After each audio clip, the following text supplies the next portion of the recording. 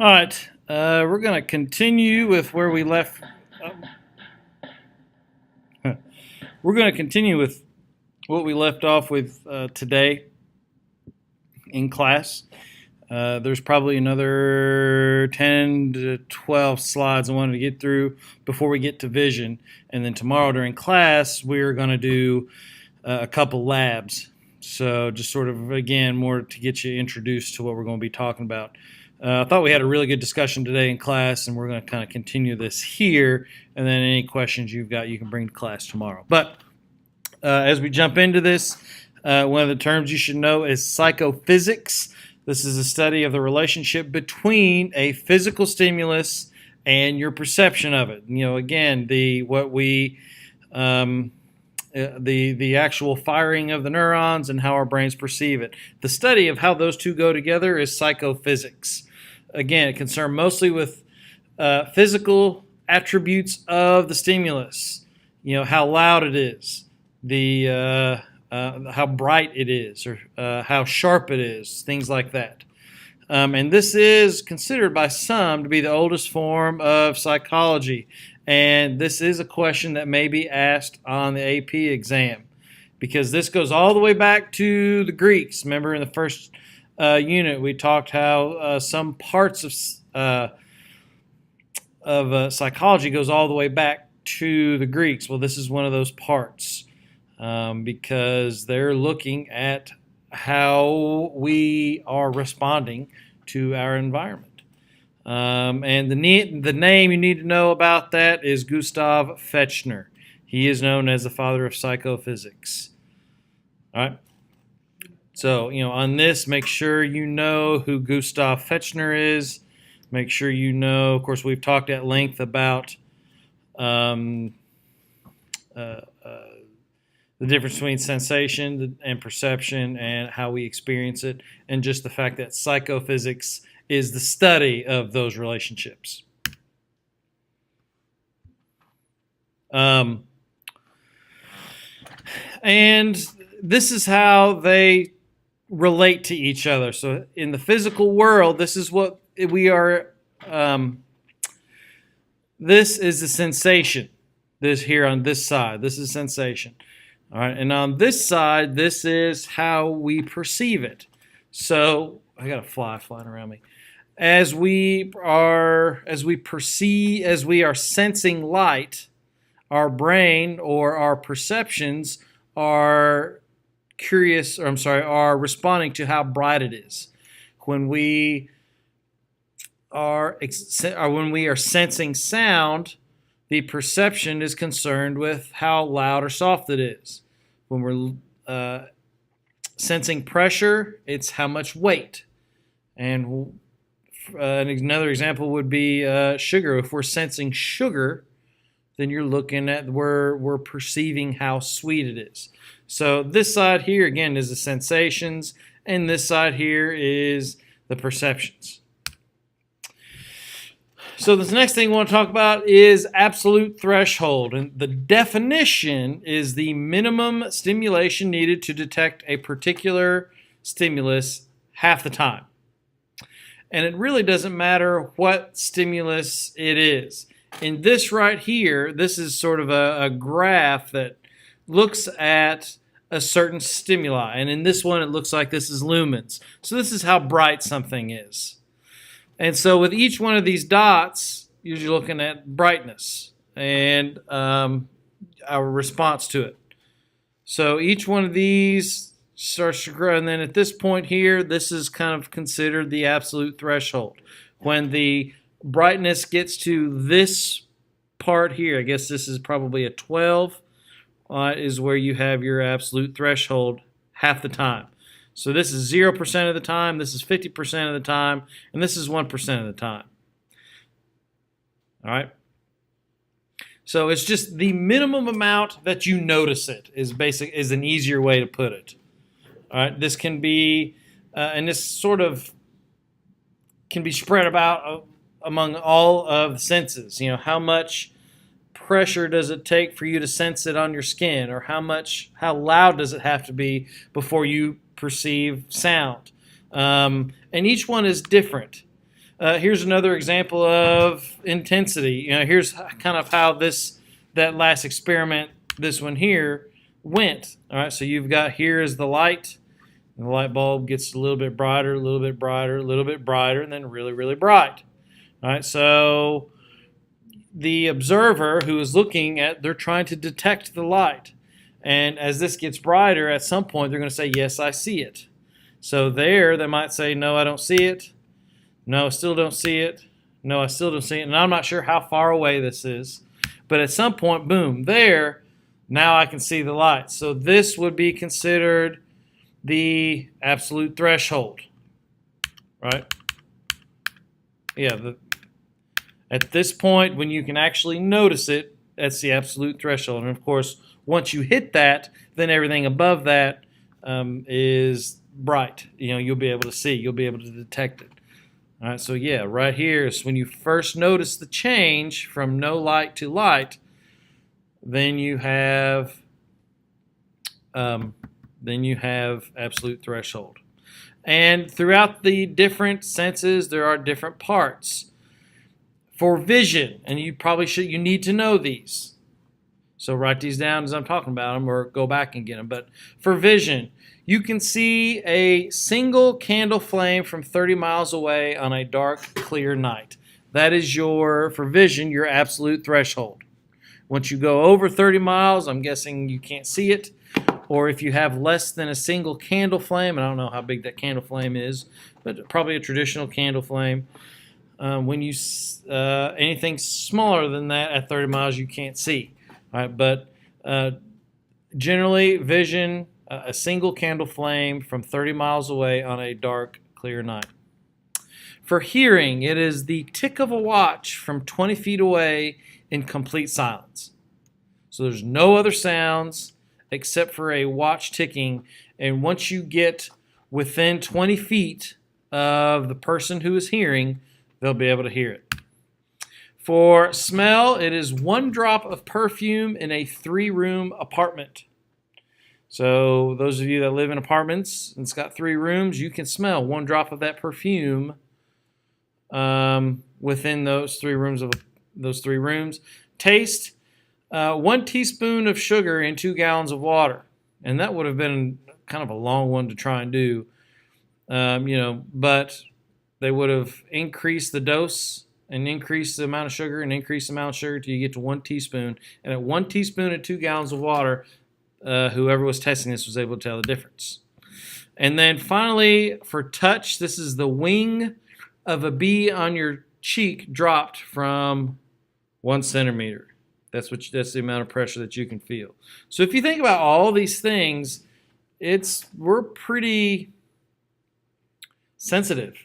I mean, when things are working well, we can see a lot, hear a lot, smell a lot, taste a lot, and touch quite a bit. All right. So now we're going to get into a little bit of the theory behind some of these. There's a couple different theories we're going to talk about. The first one is signal detection theory.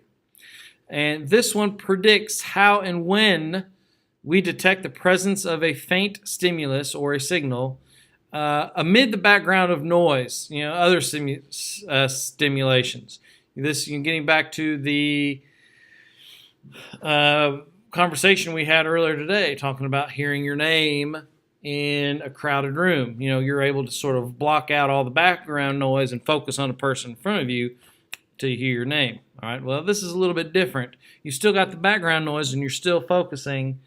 But what this suggests is that there is no single absolute threshold, and your detection is going to depend on 4 things: person's experience, person's expectations, person's motivation, and the level of fatigue. What that means is if you're in a crowded room and you're talking to somebody and you know through experience that this group over here is going to be talking about you, you are more likely to be sensitive to hearing your name.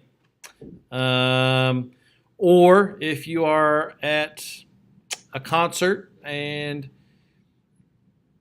you are expecting a certain song to be played and you hear the first note or two and you know that that's the song that's going to be played, all right, those expectations. I don't know if that's a very good example, But also motivation. If you are not motivated about hearing anything, that's the signal detection could be much higher. You may have to have more stimulation. And then if you're tired, you may have to have more stimulation to be able to notice changes. Remember, we're looking at how we notice changes from the previous situation. All right, so we're looking at how we notice changes. And these four things under signal detection theory are things that influence signal detection theory. The most important part to know about this is that it says there is no single absolute threshold. All right, whereas these guys back here, this one says there is.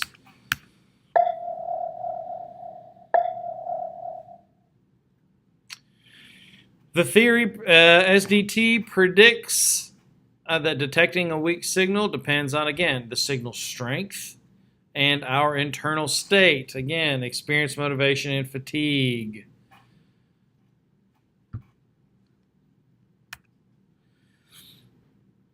When stimuli is below the threshold, meaning if it is, let's say the ticking is further away than 20 feet, or it's a sound that is lighter than the sound of a ticking clock, or if it is not a candle flame, maybe it's a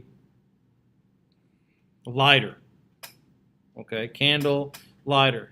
All right, anything that is below that threshold is called the subliminal threshold. This is when stimuli are below one's absolute threshold for conscious awareness. We don't notice it. This is when the sugar is not at a teaspoon in 2 gallons. It's at a dash at 2 gallons. All right, it's there, but it is not at that threshold where we're going to notice it. You got to think subliminal, sub meaning under. All right, so it's under that threshold. And if you think of it again as a line, subliminal, all right, this is the area in here. There's just not enough stimuli for it to fire anything. Subliminal, I love intro psych, stimulation. So that brings up the question, can we even process information if we're not aware of it? All right, or can we process the fact that there is a little bit of sugar in there? Or can we process the fact that there is a lighter 30 miles away instead of a candle 30 miles away? And that gets where you get into subliminal messaging, things like that. Get off. And how does subliminal messaging work? It is kind of a thing. And it starts with priming. This is the unconscious activation of certain associations which predisposes memories, thoughts, or responses. All right, an example of this is right here. All right, you got a happy baby, you've got a happy son, you've got a happy drawing, you've got people here smiling and having a great time. You have a guy here who has sort of a half smile. He's working. He's not frowning. And then you come to this. Is this person happy or sad? When this experiment has been done, a lot of people would say, yeah, she's happy. All right, because we've primed our minds to think happy, happy, happy, happy. Not sad, so should be happy. So again, she's not sad, so maybe she's probably happy. So it is a priming effect. This is how we activate certain associations or try and pull different memories or responses. All right, we're priming. Think of it as priming the pump, trying to get what we want. The difference threshold. This is the minimum difference between two stimuli required for detection half the time. So this is also known as just noticeable difference, or JND. This is different than absolute threshold. This is where you actually are noticing a difference. All right, this is different from going, hey, it's light. This is now going from, hey, there's a light, and wow, that light is brighter. All right, so if you're going through this whole scenario again, you've got a light bulb getting brighter and brighter and brighter and brighter. All right, you don't see a difference here. Don't see a difference. All right, now we see the difference. All right, so the difference threshold is right through here. All right, this is different from, so if you go back to the previous one, this is where you saw that there was light. So this is right here would be your absolute threshold. All right, this is because you've got, don't see it. So now we're concerned with when do we see it getting brighter. We went from, yes, I see the light here, to not only do I see it, it's not changing, I see it, but it's not changing, boom. Now it changes, now it's brighter. And this can be confusing, again, with the absolute threshold. Absolute is when you first notice, and then difference is where you notice it getting brighter, or where you notice it getting sweeter, or where you notice it getting louder. All right, it's difference between not hearing it at all and hearing it first, and then hearing it and it getting louder or bigger or whatever.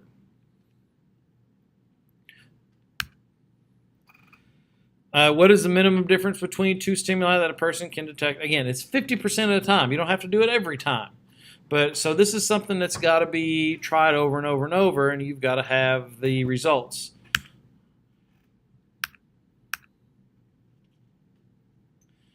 And this leads us to Weber's law. This is another thing, another term that you're going to have to know. Weber's law is named after Ernst Weber. And he says, regardless of the magnitude or the size, two stimuli must differ by a constant proportion for the difference to be noticeable. So it's got to consistently, in this here, you've got, these are 45-pound weights. So you put 2 on, that's 90 pounds you're going up each time. But the difference needs to be a consistent proportion if you're really going to be able to notice it. An example here, two stimuli must differ by a constant minimum percentage rather than a constant amount. So you're looking at percentage to be perceived as different. All right, and he wrote a fraction, and I'm not sure what that means. But light, generally the consistent, he says, is 8%. When light changes, 8%. And it doesn't matter where it starts, and it doesn't matter where it ends. If you've got something that is 2 lumens, if you've got something that is 10 lumens and increased by 8% would make the next one 18 lumens. Well, once you have what's 8% of 18 lumens, it's not going to be 8. It's going to be 8% of 18. And I don't have the math in front of me to do that now, but once it changes to that point, then you are going to notice it again. What are you noticing in that? That's not going to be a straight line. That's going to be a sort of a line that kind of comes like this. Hyperbolic. I don't know if that's right either. So that's light. When you're looking at weight, it's going to be 2%. So if you got 10 pounds, what is 2% of 10 pounds? Well, let's do 100 pounds. That's easier. If you got 100 pounds, you're going to notice an extra 2 pounds. If you got 102 pounds, you're going to notice 2% of 100 pounds is. Or 2% of 102 pounds is. So you're going to see it starts to climb, that line starts to climb up. And with tone, the change is 0.3%. Then we have this thing called sensory adaptation. And this is we talked about how we can be, all these things that we can sense, how our senses can be very sensitive. Sensory adaptation actually changes that. All right, sensory adaptation says that we have diminished sensitivity as a consequence of constant stimulation. All right, think about your clothes. All right, you can feel them when you go from having just underwear on to having your clothes on. You know they're on you. But after 5-10 minutes, you've got that constant stimulation on your skin, you forget you have it on. Or this example, a Band-Aid. You put a Band-Aid on your arm, and after a while, you forget it's there until you get it caught in your hair, start getting pulled up or whatever. All right, but when you have a constant stimulation, the sensitivity to it is diminished. think about if you've been in a room, think about last week when we walked into the room and it had that fumey smell to it. All right, after it stank, everybody walked in, everything was stinky. But after a while, if you're at least in this room, you kind of lost the ability to smell it. Now, if you walked outside or got some fresh air and came back in, you could smell it pretty strong again. But that constant stimulation of those fumes has a tendency to diminish our sensitivity to it. And I think we've all seen that. We've been in a car with our family for like 8 hours, and everybody's going, everybody kind of does their thing. It stings for a little bit, and then you're in it for a while, and then you go stop at a rest area. You get out, do your business, get back in, and the car smells, the car stinks. You don't realize how stinky of a family you are, or maybe that's just mine. But I guess maybe that is when you got 2 small kids. But you don't realize how stinky it is because you have a constant stimulation. You're constantly smelling it, and so you diminish your sensitivity to it. That is called sensory adaptation. It is a term you need to know.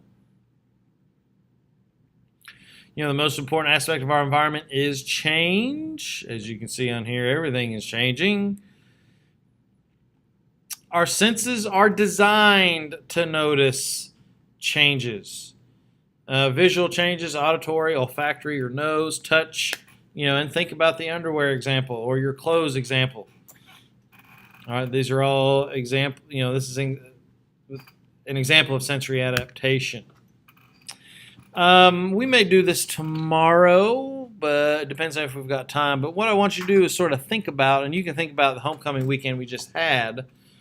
Now, we don't have a dance like most other schools do for homecoming, but this PowerPoint where it was done, they actually have a dance. And so what they do is sort of take in the whole homecoming weekend, the homecoming soccer games, homecoming golf or whatever it is, and then the homecoming football game, homecoming, the voting, the parade, all the stuff. They encompass the whole week or the weekend, and they apply each of these things to the weekend. So what's an example of sensations? What's an example of perception that happened during homecoming? What's an example of the difference threshold in Weber's law? What was one of the things the brain noticed the most? Sensory adaptation, priming, signal detection, change blindness, inattentive, attentional blindness, cocktail party effect, all these things that apply to what happened over this past week during homecoming. And that's where we're going to stop today because I want to do vision tomorrow night. So because we're going to spend probably 2 days on vision and then 1 day on every other sensation.